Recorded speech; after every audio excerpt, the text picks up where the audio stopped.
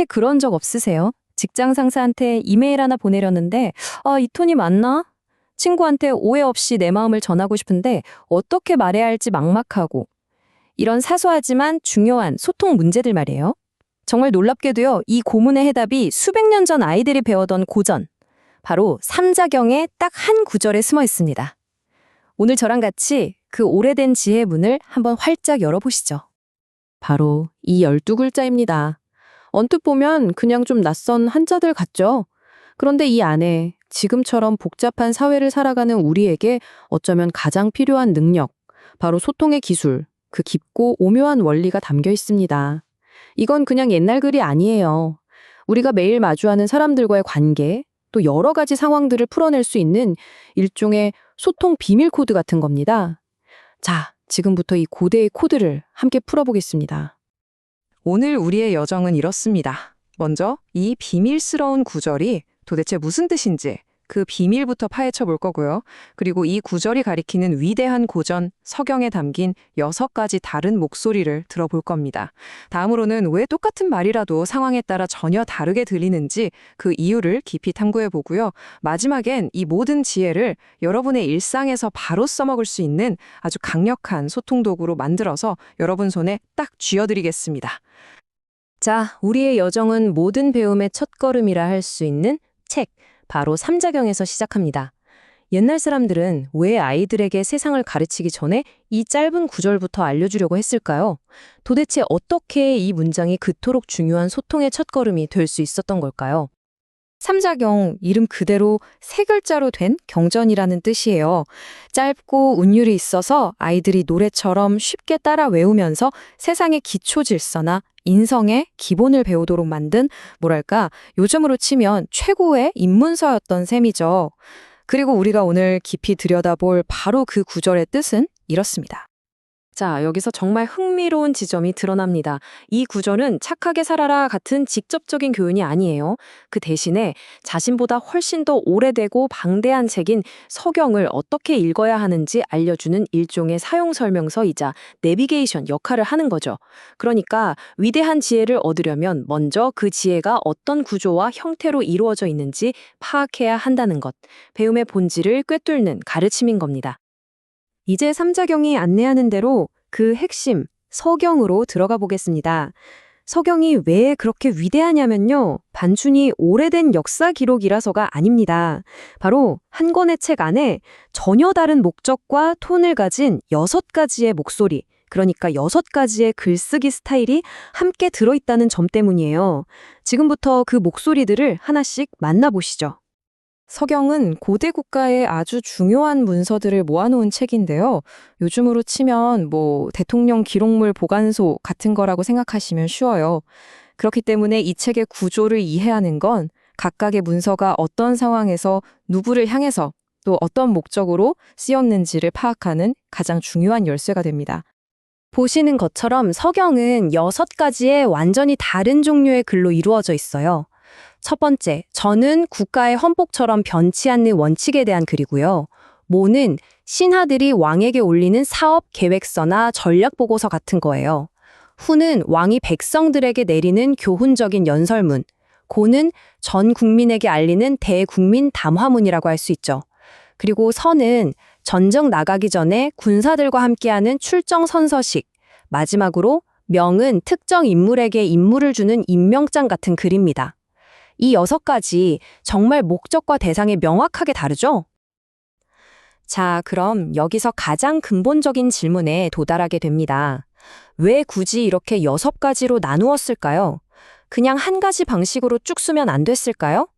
이 질문의 답은요, 놀랍게도 수천 년 전 과거가 아니라 바로 오늘을 살고 있는 우리 자신에게 있습니다. 잠깐, 오늘 하루를 한번 돌아볼까요? 친한 친구랑 메시지 주고받을 때 쓰는 이모티콘이랑 줄임말들, 또 직장 상사에게 업무 보고할 때 그 격식 있는 어투, 어린아이 눈높이에 맞춰서 이야기할 때 다정한 말투까지. 사실 우리 모두는 하루에도 수십 번씩 이 6가지 목소리를 본능적으로 오가며 사용하고 있는 이미 소통의 달인들입니다.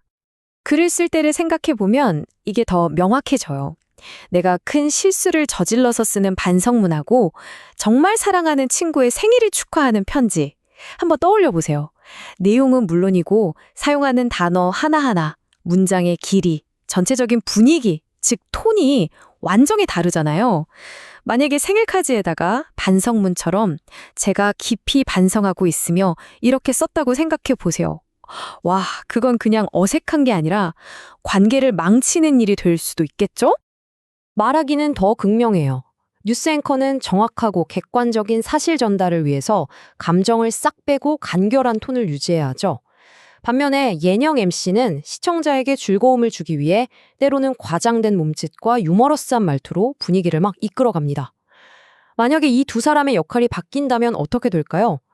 뉴스에서 MC처럼 자, 여러분, 오늘 큰 사건이 하나 터졌습니다. 대박이죠? 이러거나 예능에서 앵커처럼 시청자 여러분, 안녕하십니까? 지금부터 웃음 포인트를 전달해드리겠습니다. 와, 상상만 해도 아찔하네요.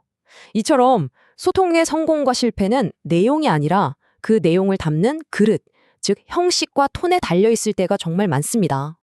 자, 이제 우리가 살펴본 일상의 조각들을 하나로 맞춰볼 시간입니다. 반성문과 생일카드, 뉴스앵커와 예능 MC, 이 모든 예시들 뒤에 숨어있는 단 하나의 핵심 원리. 그것이 바로 서경의 구조가 수천 년의 시간을 뛰어넘어 우리에게 가르쳐주는 것입니다. 네, 핵심은 바로 이겁니다. 서경이 우리에게 주는 교훈은 세상에서 가장 효과적인 소통이란 건 유창한 말솜씨가 아니라는 거예요. 바로 지금 이 순간 이 사람에게 이 목적을 달성하기 위해서 가장 적절한 목소리를 선택하고 구사하는 능력. 바로 그게 진짜 소통의 기술이라는 거죠. 바로 이거예요. 서경의 6가지 목소리는 말하자면 고대 왕의 리더십 교과서였습니다. 왕은 국가의 미래를 논할 땐 신하에게 아이디어를 구하는 모의 언어를, 백성을 하나로 모을 땐 비전을 제시하는 훈의 언어를, 군대의 사기를 높일 땐 결의를 다지는 서의 언어를 써야 했던 거죠. 이건 단순히 말을 바꾸는 기술이 아닙니다. 상대방을 이해하고 상황의 본질을 꿰뚫어 보는 지혜, 즉 사람의 본성을 이해하는 인성의 영역인 겁니다. 네, 이 한 문장이 오늘 이야기의 모든 것을 요약합니다. 진짜 최고의 커뮤니케이터는 말을 많이 하는 사람이 아니에요. 지금 침묵해야 할 때와 말해야 할 때, 부드럽게 말해야 할 때와 단호하게 말해야 할 때를 아는 사람입니다. 즉, 상황에 딱 맞는 가장 적절한 목소리를 꺼냈을 줄 아는 지혜로운 사람이죠. 그렇다면 이 고대의 지혜를 오늘날 우리는 어떻게 일상에서 활용할 수 있을까요? 자, 마지막으로 이 6가지 목소리를 여러분의 서랍 속에 그냥 잠자고 있는 도구가 아니라 언제든 바로바로 꺼냈을 수 있는 나만의 소통 도구함으로 만들어 드리겠습니다. 자, 이렇게 한번 적용해 보는 거예요. 팀 프로젝트의 규칙을 정할 때는 모두가 동의할 원칙, 전의 목소리가 필요하겠죠? 자유롭게 아이디어를 모을 때는 이건 어때요? 하고 제안하는 모의 목소리를 써야 하고요. 후배가 실수를 했을 때 다그치는 명의 목소리가 아니라 성장할 수 있도록 돕는 훈의 목소리를 건네는 것이 진짜 리더십 아닐까요? 가족에게 결혼이나 이직 같은 중요한 소식을 전할 땐 진중한 고의 목소리로, 스스로와의 약속을 다질 땐 서의 목소리로 말해보세요. 이 6가지 도구를 잘 활용하면 어떤 소통 상황에서도 당황하지 않고 지혜롭게 대처할 수 있을 겁니다. 결국 삼자경의 이 짧은 구절이 우리에게 주는 가장 큰 가르침은 바로 이것입니다. 고전은 박물관에 갇힌 낡은 지식이 아니라 시대를 뛰어넘어서 언제, 누구에게, 어떤 말을 해야 하는가라는 인간관계의 본질에 대한 가장 정교한 나침판이 되어준다는 사실 말입니다. 자, 이제 여러분의 차례입니다. 오늘 혹은 내일 하게 될 다음 대화를 한번 떠올려 보세요. 그 대화의 목적은 뭔가요? 상대방은 누구죠? 그 상황에 가장 필요한 목소리는 이 6가지 중에 과연 무엇일까요? 이 질문을 스스로에게 던지는 바로 그 순간, 여러분은 이미 더 지혜로운 소통 전문가이자 더 나은 관계를 만들어가는 사람으로 성장하고 있을 겁니다.